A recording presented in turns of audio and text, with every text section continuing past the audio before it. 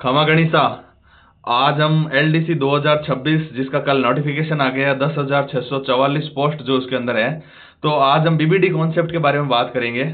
मैं जितेंद्र सिंह, जो पिछली एलडीसी मैंने क्वालिफाई किया अच्छे नंबर के साथ, तो मैं आपको बताऊंगा कि बीबीडी कॉन्सेप्ट क्या है। बार बार देखो कॉन्सेप्ट, बीबीडी कॉन्सेप्ट और वोकेबलरी गेम चेंजर है, वोकेबलरी पर ही अप्लाई होता है बीबीडी कॉन्सेप्ट। क्योंकि देखो कोचिंग, बहुत सारे कोचिंग है, इवन जितने पद है उससे आधे तो कोचिंग ही होंगे राजस्थान में, इतने सारे कोचिंग इंस्टीट्यूट है, तो ऐसे तो नहीं सारे बच्चे सिलेक्ट होंगे।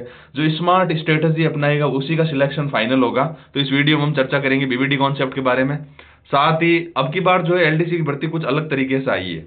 दो चीजें इंपॉर्टेंट है इस बार क्या है कि प्रदूषण नियंत्रण बोर्ड, माध्यमिक शिक्षा बोर्ड और ये कृषि विपणन बोर्ड, और जो मंडियों के अंदर जो टोकन वगैरह काटते हैं ना, राजफेड, आप जानते होंगे राजफेड, तो उनके जो अब की बार अलग पोस्टें देती है।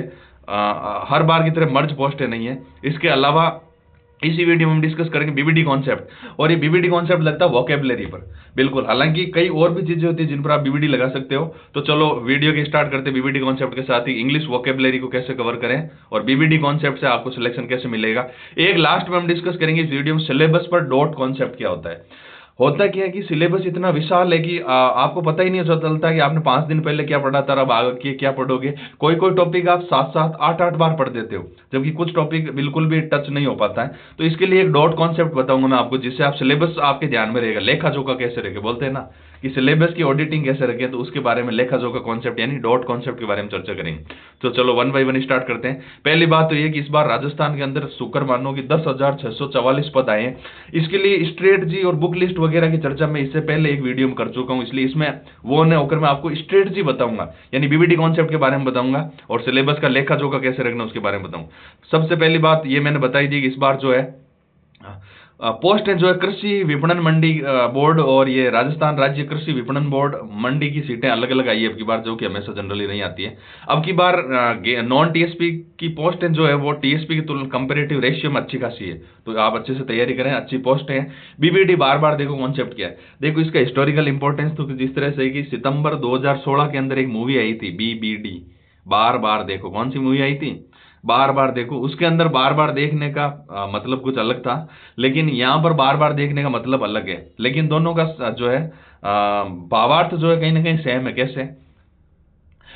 पर्यायवाची शब्द, जैसे मैंने यहाँ टॉपिक मेंशन कर रखे हैं, पर्यायवाची शब्द, विपरीतार्थक, अनेकार्थक, शब्द युग्म, और ये आगे हो गया आपके वाक्यांश के लिए सार्थक शब्द, मुहावरे और लोकोक्तियां, और अंग्रेजी के पारिभाषिक तकनीकी शब्दावली। यस, इन टॉपिक को आपको बीबीडी करना है, यानी बार बार देखना है। मैं यहाँ पर बार बार याद करने का नहीं बोल रहा हूँ, बार बार देखने का बोल रहा हूँ। क्योंकि कई चीजें क्या होती है, जब आप बार बार देखते हो ना, तो वो सब कॉन्शियस माइंड में सेट हो जाती है। कहाँ सेट हो जाती है? आपके सब कॉन्शियस माइंड में सेट हो जाती है, जो आपको तो ऐसा लगता है कि आपको याद है या नहीं है, लेकिन एग्जाम के अंदर जैसे आप प्रश्न पढ़ते हो ना, उस टाइम आपका सब कॉन्शियस माइंड वापस वहां से क्लिक करता है कि इसका मतलब तो ऐसा होता है, क्योंकि आपने उस चीज को बीबीडी किया है, बार बार देखा है। क्या देखा है? बार बार देखा। किसको बार बार देखना है? वोकेब सेक्शन को, पर्यायवाची शब्द, विपरीतार्थक शब्द, वाक्यांश के लिए सार्थक शब्द, मुहावरे, लोकोक्तियां, और अंग्रेजी के लिए पारिभाषिक शब्दावली। मैं आपको ध्यान दिलाना चाहूंगा कि अभी जो वर्तमान ट्रेंड चल रहा है उसके अंदर ये मान के चलो कि 75 क्वेश्चन में से 7 से 8 प्रश्न तो केवल हिंदी के पेपर में इंग्लिश से हिंदी के ट्रांसलेशन वाले वर्ड्स आ जाएंगे, जिनको बोलते हैं पारिभाषिक शब्दावलियां। क्या बोलते हैं? पारिभाषिक शब्दावलियां। जो आपके टॉपिक है ना, कहने का मतलब अंग्रेजी के कुछ मीनिंग लिख रखे होंगे, जिनका आपको हिंदी ट्रांसलेशन ऑप्शंस में से देखकर बताना होगा। तो उसके लिए आप अब याद कितना करोगे? तो इसके लिए एक ही चीज है कि बार बार देखो। अब दिक्कत यहां पर यह हो जाती है कि बार बार देख तो लेते हैं, लेकिन ये ध्यान में नहीं रहता कि मैंने कितनी बार देख लिया। तो उसके लिए इस वीडियो के लास्ट में बताऊंगा आपको डॉट कॉन्सेप्ट, यानी सिलेबस का लेखा जोखा आप जो है दीवार पर चिपका कर किस तरह से डॉट कॉन्सेप्ट अगर आप याद रखते हो तो आपको पूरे क्लियरली पता होता है कि आपने कितना कौन सा टॉपिक कितनी बार पढ़ लिया है, और बीबीडी भी आपने कितनी बार कर लिया। तो चलो आगे बढ़ते हैं। अच्छा, और ये एक चीज मैं बताना चाहूंगा कि ज्यादातर अभ्यर्थी जो क्या करते हैं, संज्ञा पर, सर्वनाम पर, क्रिया पर, वाच्य पर, वाक्य शुद्धि पर, इन पर तो पूरा गहन अध्ययन कर लेते हैं, डिटेल्ड स्टडी कर लेते हैं, अच्छे टीचर्स के लेक्चर इस पर देख लेते हैं, लेकिन वो ध्यान नहीं देते पर्यायवाची, कहने का मतलब वोकेब वाला जो सेक्शन है, वाक्यांश के लिए शब्द। तो इसके लिए बीबीडी करना पड़ेगा। इसको केवल एक बार देख लेने से याद नहीं होंगे, और याद करने का प्रयास करना भी नहीं है आपको। केवल और केवल जैसे अभी पढ़ लिया, एक बार देख लिया, ऐसे सरसरी निगाहों से, ऐसे इसका पर्यायवाची ये होता है, इसका ये होता है, इसका ये होता है, अच्छा ठीक है, उस पर एक डॉट लगा दिया। अब डॉट कॉन्सेप्ट के बारे में आगे चर्चा करूं। तो कहने का मतलब पर्यायवाची इन वोकेब सेक्शन को बार बार पढ़ना है। अब आता है इंग्लिश वोकेबलरी को कैसे कवर करें। तो सेम वही कॉन्सेप्ट है कि जैसे जैसे हिंदी के अंदर भी लोग ग्रामर के अंदर कंफ्यूज हो जाते हैं, वैसे इंग्लिश के अंदर टेंस पढ़ लिया, नरेशन पढ़ लिया, एक्टिव पैसिव पढ़ लिया, वो ट्रांसफॉर्मेशन ऑफ सेंटेंसेस पढ़ लिया, लेकिन पढ़ा क्या नहीं, synonyms, antonyms, one word, confusable words जिनको पैरोनिम्स एंड होमोनिम्स बोलते हैं। अच्छा, एक वैसे मैंने चर्चा कर ली थी इस बारे में बुक लिस्ट के बारे में, लेकिन फिर भी आपको बता देता हूँ, अगर आपको SP बख्शी पुस्तक अवेलेबल हो पाती है तो उससे कवर करें SP बख्शी के अंदर वोकेब सेक्शन।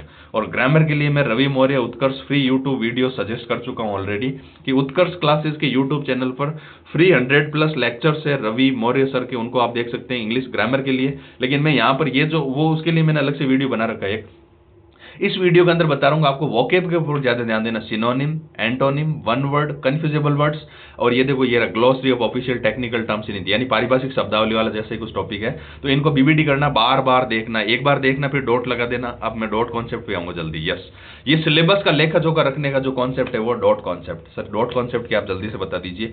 होता क्या है कि देखो इंग्लिश में इतने सारे टॉपिक, हिंदी में इतने सारे, फिर GK के, फिर साइंस के, फिर मैथ्स के, तो आप कंफ्यूज हो जाते हो। इवन रोज तो हर टॉपिक कवर होगा नहीं, और एक सब्जेक्ट को अगर रोज पढ़ते हो तो वो भी गलती है कहीं ना कहीं। तो आप एक डॉट कॉन्सेप्ट रखो और अपने मूड के हिसाब से, आपका मूड हो गया आज तो हिंदी पढ़नी है, अब आपके दिमाग में हिंदी तो पढ़नी है, लेकिन फिर मैं हिंदी में कौन सा टॉपिक कहाँ से पढ़ूं, तो इसका इलाज है डॉट कॉन्सेप्ट। डॉट कॉन्सेप्ट कुछ इस तरह से है, जैसे अभी आपका एकदम से मन किया कि मुझे तो संधि पढ़नी है, क्या पढ़नी है, संधि पढ़नी है। डॉट कॉन्सेप्ट को अपनाने के लिए सबसे पहली बात है कि आपकी दीवारों पर सिलेबस चिपका हुआ होना चाहिए। अगर आप लाइब्रेरी के अंदर है तो लाइब्रेरी में आपकी सीट के आगे क्या चिपका हुआ होना चाहिए, सिलेबस चिपका हुआ होना चाहिए।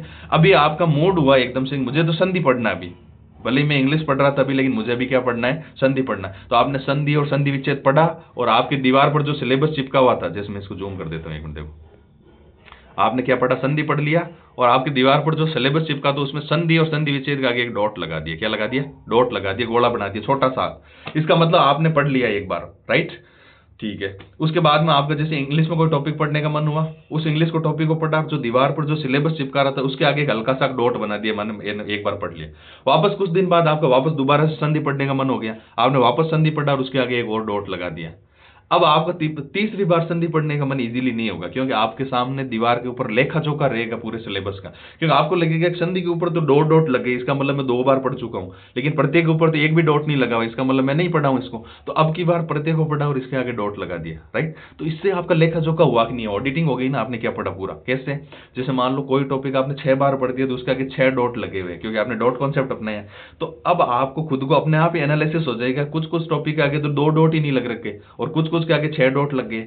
अच्छा, इसके अलावा एक फायदा ये हो गया डॉट कॉन्सेप्ट का कि जैसे मान लो आप अभी मैथ्स मिला रहे थे, एकदम से आपके मुहावरे पढ़ने का मन कर गया, तो आपने देखा हाँ ठीक है, इसमें आगे एक भी डॉट नहीं लगा, चलो अभी एकदम मैथ्स पढ़ते पढ़ते माइंड फ्रेश करने के लिए मुहावरे लोगों ने पढ़ा और इसके आगे डॉट लगा दिया। इसका मतलब अब आपके ऊपर वो बोझ नहीं रहेगा कि मैं तो 2 सब्जेक्ट पढ़ रहा था, मुहावरे कैसे पढ़ूं बीच में, या फिर मैं तो टेंस पढ़ने की मन में आई थी एकदम से, अब मैं टेंस कैसे पढ़ूं, मैं तो इधर मैथ्स को टारगेट करके बैठा था। अभी नहीं, डॉट कॉन्सेप्ट से आप इजीली रन कर सकते हो। जैसे मान लो आज आप साइंस पढ़ रहे थे, लेकिन आपको जो भी टॉपिक पढ़ने का मन किया उसको पढ़ा, उसके आगे डॉट लगा दिया, निकल गए वहां से, और आपके सामने लेखा जोखा भी रहेगा कि आपने कौन सा टॉपिक कितनी बार पढ़ा। तो आज मैंने 2 टॉपिक की डिस्कशन, 2 कॉन्सेप्ट दिया आपको। एक तो दिया है, डिस्कस कर लेता हूं यहाँ पर, एक तो दिया मैंने कौन सा, BBD, यानी बार बार देखो वोकेब सेक्शन के लिए।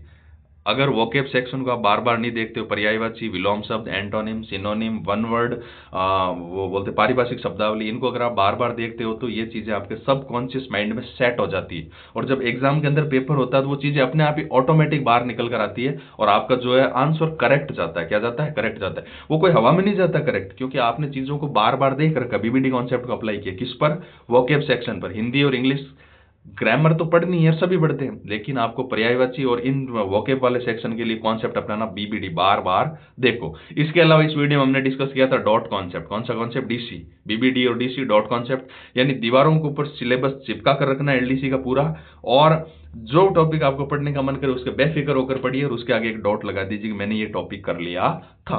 तो इससे आपको लेखा जोखा रहेगा कि कौन सा टॉपिक आपने कितनी बार पढ़ लिया, और इसके अलावा आपके दिल पर बोझ भी नहीं रहेगा कि मैंने कौन सा टॉपिक छोड़ दिया, क्योंकि जितने ज्यादा डॉट होते जाएंगे आपका कॉन्फिडेंस बढ़ता जाएगा। तो हमसे जुड़े रहने के लिए बहुत बहुत धन्यवाद। अगर बुक लिस्ट वगैरह देखनी है तो उसके लिए हमने एक पहले वीडियो बनाया है LDC पर, तो वो देख सकते हैं आप। हमसे जुड़े रहने के लिए धन्यवाद। SMS डिफेंस अकेडमी के यूट्यूब चैनल को आप सब्सक्राइब भी कर सकते हैं। तो हम जाते हैं ड्यूटी, जिला न्यायालय मेड़ता की ओर प्रस्थान करते हुए।